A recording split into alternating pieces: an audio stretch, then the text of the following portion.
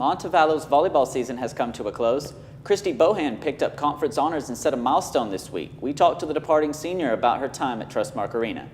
And both Danny Young and Gary Van Atta's basketball teams have their first wins of the season. See who they face this week as the non-conference schedule heats up. Falcon Fever starts now.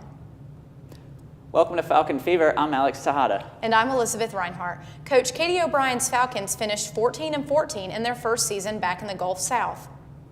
Montevallo defeated West Georgia in a 5-set thriller on senior night this past Friday. Bree Bloom led the Falcons with 14 kills and 3 service aces. 5 seniors were recognized before the game, and 4-year starter Christy Bohan recorded 11 kills in her final game. It took her to 4th in the Montevallo record book for career kills with 1,510 total. Today, Bohan was named a second-team All-GSC selection.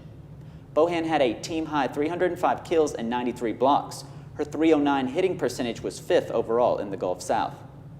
Next year, the Falcons will return hitters Brioni Dixon, Amanda Nugent, and Evelina Turan, all of who recorded 100-plus kills this season. And today on Falcon Fever, we have Christy Bohan, who just finished her career with the Montevallo Falcons volleyball team. Today, you were named second-team Gulf South. What does that mean to be individual honors again for a second season in a row? I was very excited to get it, and there's a lot of great girls on the second team, so I was very excited to get that. Last season's, you were an All-American, Peach Belt, first team, or Player of the Year for the Peach Belt. Were also an All-American, but you had to. All of this career might not have started. You said you had some health troubles that have plagued you from the beginning. Can you describe that for us? When I was 17, I was diagnosed with myasthenia gravis, which is a muscle disease. And so when you hear that, you just sort of assume like, well, like I'm not going to be able to play anymore. And so I told myself that I would just go as long as I could. And it just ended up that I lasted all 4 years. So I really just sort of trusted that I would finish or like not have any regrets if I just tried. And turns out that's what happened. Did it alter your preparation any, and did you have any health scares, over the course of the seasons? Last spring was, I had to do a lot more treatment than normal, but there's not anything like really huge. It's mostly like managing and like everyday stuff. This summer you got the opportunity to go to Croatia to play volleyball. How was that? So much fun. We got to go to the beach and I'll do all this swimming and then play some great competition like teams from Israel and Italy. And that was really fun because they play like with a different sort of energy and a different ball. So I got to learn a lot and play with some other great girls like the UNA setter. We were on the same team. So then we kept up with each other this whole season. So that was really fun. Were there other people that you played against that you knew from just playing in college or in high school overseas? Yes, there's a couple girls on the Nova Southeastern team that are in the Sunshine Conference, and so we cross over with them, so I knew them. And how did you go about getting an opportunity like that? It comes from coach. They sent her an email that says we're looking for a middle and a setter and an outside, and so she punts it on to us, and then we can decide if we want to or not. And so I'd gotten a couple of them over the years, and they just sort of wore me down. I was like, all right, this should be fun. Like, let's try it. And I do not regret it. It was really fun. Is that something you would ever do again if you were able to? I would, but now not anymore. If I was younger or like still playing college, I would try. During the course of your career, you were a 4-year starter. What changed from freshman year to senior year? Your hitting percentage seemed to get better. You were more, utilized from the service line. So how did your play develop? When I came in as a freshman, my job was to really not mess up. And so I did that the best that I could and tried to leave as big as an impact as possible and then just really do my job. And so from there, it sort of blossomed into like being a leader and like helping my teammates adjust to that difference between high school and college. So you really just take on more responsibilities. And I think what helped me doing that the most was like knowing my responsibilities, because as a sophomore, like I had a season under my belt, but I was playing with girls who had 3. And so just knowing like they do know like what they're talking about and I know what I'm talking about too. And just sort of finding that like connection or that where we both are figuring it out, a lot of communication. When you were an underclassman, you played with players such as Bree Marquez and Rebecca Phelps. Was there any particular player you kind of learned under, so when you became an upperclassman, you kind of took on the leadership role? I knew Rebecca from high school. We played at rival high schools, and so I had sort of always admired her. She was one of the best hitters from Huntsville, and so when I got on this team and I saw what she was doing, it was really easy, because I'd been doing it for so long, to just fall into line behind them again. And how do you feel that your career has wrapped up at Montevallo? Is there anything that you are super proud of or that you wish you could have just improved upon just one more season? We really would have liked to go to the conference tournament this year, but out of 13 teams, only 6 go, so not even the top half get to go. So that should change within the couple of years. I'll probably start taking top 8. So that would have been nice. And then a highlight was probably beating the number 2 and number 3 teams. At home. That was really nice because UNA is a great team and we beat them in 4, and that was some of the best that I've seen all those girls play, especially the young ones. And then West Al, we beat them 2 in 5, and so that was just a good riveting match where we just got to really put the pedal to the metal and see what happened. Last year you had that fantastic individual performance against Augusta. The season before there was the PBC tournament win over Armstrong State. Is there a particular game that is just what you remember from your time at Montevallo? What is your proudest moment as a player? This one would be the North Al game, definitely, because it was just solid all around, and there's only one run of points really where we weren't in control, and it was just solid from front to back. The past few seasons you've been the leading hitter on the team. Have you felt any added pressure, or have the addition of younger players kind of helped bear the load of how many kills you have to get a game? Yeah, that changed a lot. It was nice having Evelina, who can put the ball down, and Amanda, and then the other middles did a great job too. But I was used to that from high school. I was the go-to hitter, so it was still less stress, but more stress at the same time because it's at a different level.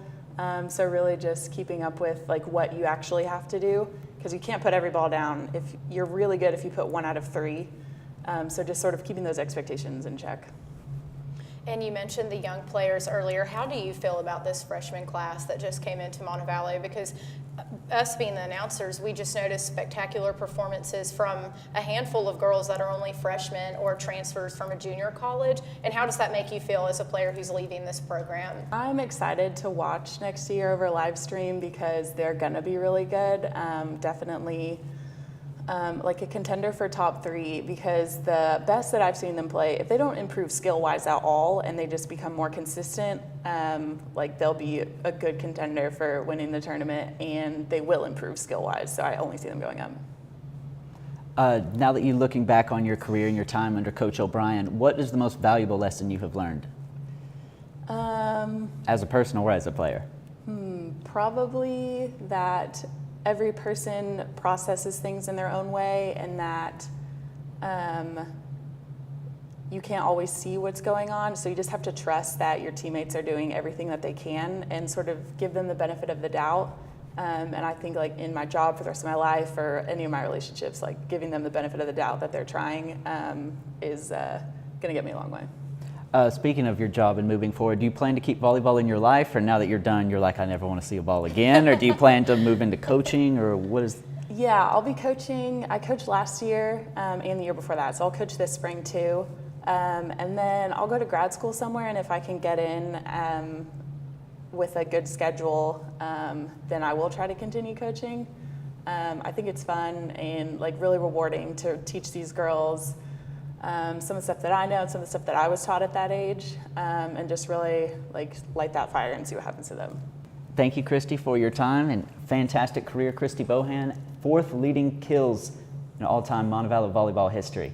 Trustmark Arena also played host to the GSC SAIC women's basketball tournament this past weekend, and Gary Van Atta's Falcons opened with a 1-1 record. The Falcons from Saturday's loss to Miles College went with a win over Tuskegee on Sunday. Montevallo edged out the Golden Tigers 73-71 and were led by Kaya Sane and Demaya Foster's 14 points each. Cassidy Bonebrake recorded double-digit scoring totals in both contests. Montevallo travels to California to face Concordia and Point Loma later in the week. Montevallo's men's basketball team picked up their first win of the season on Saturday, beating Claflin 61-52. Jamar Taylor made an impact in his first start of the season and had a team-high 20 points. Falcons traveled to Albany, Georgia for the Rams Rising tournament this weekend. Montevallo face old Peach Belt rival Columbus State. The Cougars will be looking to avenge the loss at Trustmark Arena, the last meeting between the two sides. Today I'm joined by play-by-play announcer Wyatt Hall. So what can we expect from this new-look Falcons? It seems like we got a brand new group of guys under Danny Young, but they always seem to click. Yeah, Danny in his 14th year here at Montevallo. He knows what he's doing for sure. He's going to bring these group of guys together, and they're going to figure it out on the floor. They did start with 3 straight losses, but they were able to find a win against Claflin when they got Jamar Taylor back. So when we see them on their home floor here, it's going to pick up where they left off last year. They have a big turning point in the season coming up, the Rams Rising tournament. They face old foes Columbus State. What are their odds against this team? Columbus State's a good basketball team. It'll be good to see Montevallo face off against them this year. 2 years ago, we saw them both go to the NCAA regional tournament and play against each other there. So it'll be interesting to see them renew that old rivalry, moving from the Gulf South this year and not having them in a conference game this year, but they get them in that tournament. Jamar Taylor missed the first 3 games, but he was the team leader the second time out. But it seems as if the Falcons have brought more players in to kind of help shoulder the load from Taylor. Yeah, Chris Williams transferred in, had 27 in a loss against Benedict, the 3rd game of the season right before Jamar Taylor got back. So when these two get together and they find their groove, it'll pick up like last year when we saw J.J. Douglas and Jamar Taylor play with each other. So Chris Williams has been a force to be reckoned with so far, and when him and Jamar Taylor figure it out, it'll be good. Montevallo has a lot of shooters that are brought back from last year. What experience do players like Tyler Bruff and Julio Guidi, as well as Micah Fuller, bring to the lineup? Well, we probably won't see Micah Fuller this year due to injury. He's going to be redshirted. But Tyler Bruff has been taking a big minutes role this year, especially with Jamar Taylor being out, averaging about 30 minutes, and he's been shooting pretty well from 3. We'll see how his role kind of changes once Jamar Taylor gets back in the lineup, but he certainly provides some senior leadership off the bench. Montevallo has had trouble replacing size, and in the past they had Taylon Whitaker. Last year we had Tyg Oberg. This year they have a big player, Jeremiah Curtis. What presence does he bring to the Falcons? Yeah, Jeremiah Curtis comes in. He's played really well down low for the Falcons, and it's going to be big getting Julio Guidi back. He was redshirted last year, provides a lot of length, and he had 13 rebounds in the first game of the season against Kentucky Wesleyan. I'm sure he'll clean the boards all season long. You mentioned Chris Williams being one of the relatively unknown newcomers that came to this season. What other guys can we see to make a contribution? Deshaun Jones, the transfer from Jacksonville State, has started the early games at point guard, but then Jamar Gilbert has kind of taken that role as well. So once Danny Young figures out what he wants from his team and what works well together, we're going to see a lot of different lineups. I mean, Zach Jackson's another guy to watch out for on this lineup for Montevallo.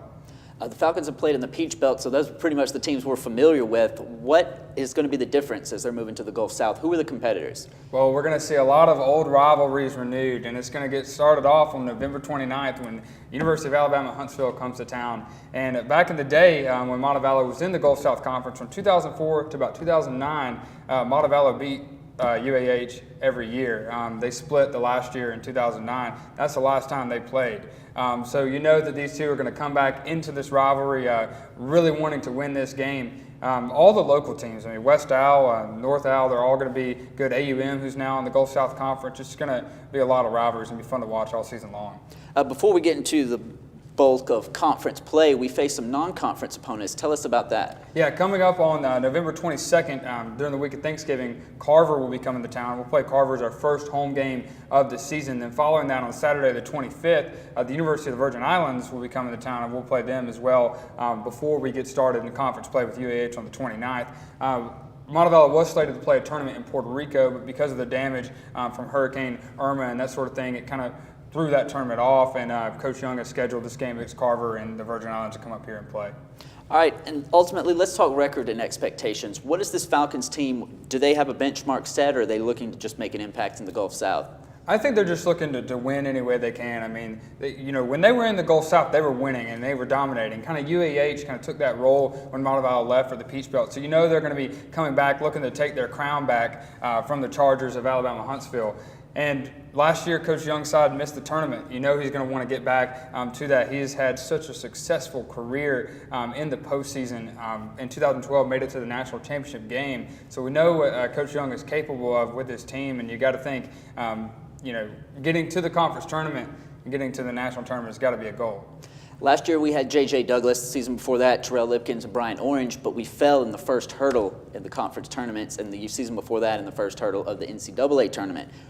Does anything about this new look side make you think that they can advance farther than that? Well, we really don't know yet. I mean, we haven't seen a home game. I haven't gotten to see them play yet.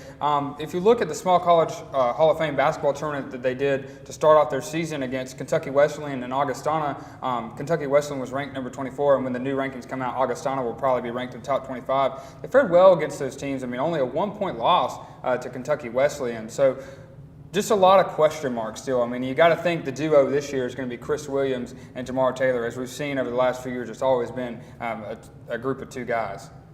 The first game you mentioned against Carver College, non-conference opponent, Montevallo has the school record points against them, 150. So it's not going to be as much about the result. What will Coach Young be looking for in his players? We're looking to kind of figure things out. I mean, this will be only the second game that Jamar Taylor has been back for. So it's going to be interesting to see how him and Chris Williams will work together. We saw last year we didn't really know who the second guy was going to be to J.J. Douglas. And this year it looks like it may be Chris Williams to Jamar Taylor, who's kind of stepped up in J.J.'s role. But they've only played one game together. So still got to figure a lot of things out, especially with Tyler Bruff. I mean, what is his role going to be? And Julio Guidi as well as others, Jamar Gilbert, Deshaun Jones. Just a lot of new guys and new faces into this team. And Coach Young has done that throughout his entire career. So we'll see what they have in store for us. All right, thank you. That's Wyatt Hall, play-by-play announcer for the Montevallo Falcons basketball team. You can catch that game against Carver College on the 22nd on the Montevallo Falcon Athletic Network. That's all the time we have today. Thank you for joining us. For Elizabeth Reinhart, I'm Alex Tejada signing off. Join us next time.